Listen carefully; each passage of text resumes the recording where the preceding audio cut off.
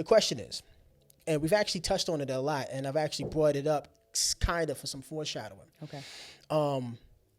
When I mentioned like you changing your clothes, as far as when you like your whole look when it comes to EDM. Yeah. Do you think when it comes to music, right, that appearance is really all you need, or is it really talent? Because what I've seen is it's kind of a not really hit or miss. I would say recently, and I would say more so with hip hop, not necessarily with other genres, maybe pop, but with hip hop, and again some pop, it seems like the style or the swag is what's the only thing you need, and you can just kind of just throw a song together as long as the beat's hot, nobody cares. Right. And there's still a segment of people that really do care about that, and like you say, keep good music alive. That is a great question. And I'm asking that too because if you go back in the '90s, like with Milli Vanilli, Yeah. and you know how that thing happened. Yeah. You know what I'm saying? You know, so like, how do you feel about that? Because you dabble in a lot of genres. Yeah. You have to kind of be talented to do that. So it's not just looks with you, but yeah. So how do you feel about it? Man, this is a loaded question.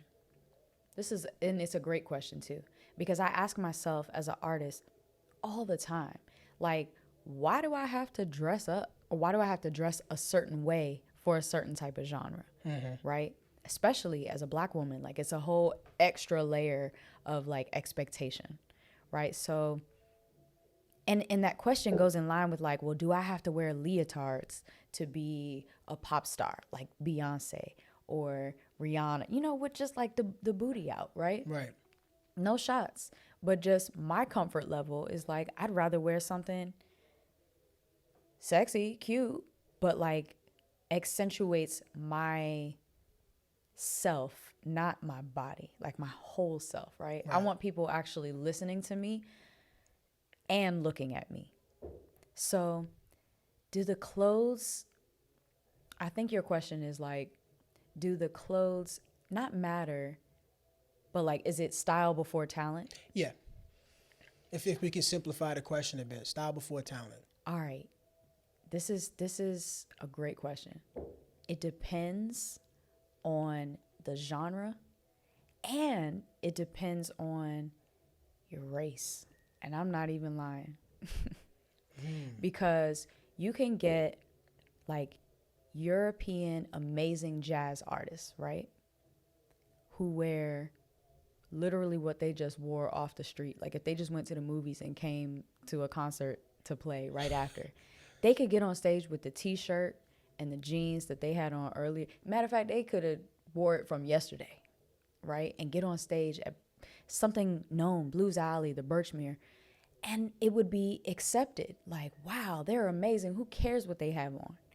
But let it be Lettucey or Desiree Jordan or, you know, any of the amazing like talent that I know in this area. I'll name a few: Deborah Bond, Tamara Wellens. These are like R&B, jazz, soul artists that I know of. Right. There's an expectation that you better look good and stop playing.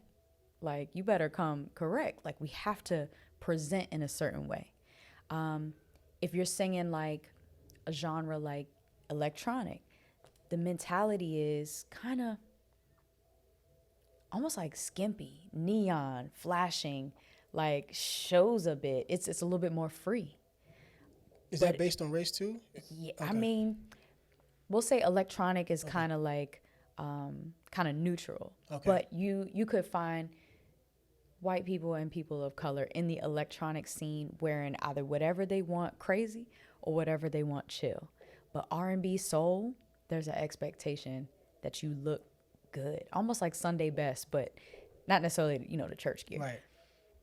If you're singing gospel, you gotta look hip now, but not too risque. Okay. Right? Like what we have on right now is great for Maverick City or Kirk Franklin, whoever he playing with. Worship music, we'll just say. Right. It's current looking. But like, then you get into like pop and then hip hop.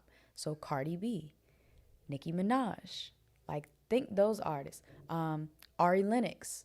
Ari Lennox got on a bathing suit almost all the time I see her, right? The bra top with the, everything out, legs showing. Even Taylor Swift now is interesting. Pop, but like she got them long legs all out and doing her little. It's like for women, there's a different expectation in the genres that men are doing. Right. Because we don't necessarily want to see men in like Speedos, right?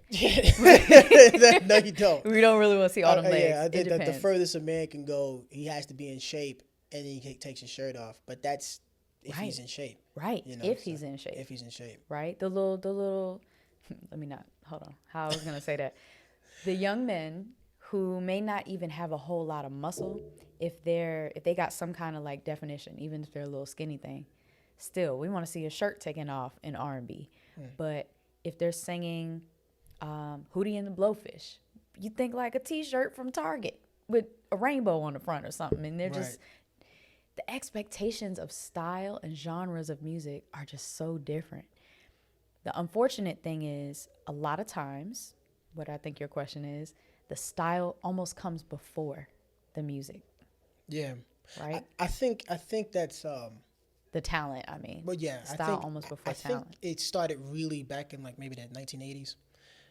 Yeah. That's when it really, because if you go back further, like in the 70s, they would take a photo next to a lake with one of them, one of them jackets or whatever, with the big collars, and they'll just be sitting there like this. Yeah. And that'd be the photo. But Yeah. when you start doing the 80s and you start putting the real flash to it, yeah, I think it really did start in the 80s as far as The that. expectation for music and the look of it changed, for sure. It's even crazier now because of social media too. Everyone wants to see you. And I mean, you do kind of get away with it a little bit more on social media, not having to be as done up. Right. At least, like, yeah, it is a big difference, at least for men. Yeah. Because women, there are some expectations. Let's keep it real. For sure. So, Even though, so social media, I've been studying it, right? I'm getting better at posting. I don't necessarily like to because it feels like an obligation. right. But what It I is a realize, job. it is a job. It is a job. But what I realize is that on social media, what matters is the quality of the picture or the intentionality of like, if you're going to do like kind of like a grainy or basic selfie shot, that's got to be your like motif, right? It's got to be like your theme. What you mainly post. What you mainly post, exactly. Or you have to do all quality, good lighting.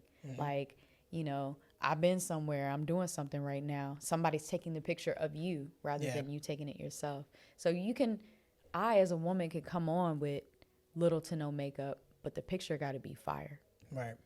The background's got to be fire. The lighting, you got to be able to see my face. Yeah. The expectations are different. They really are.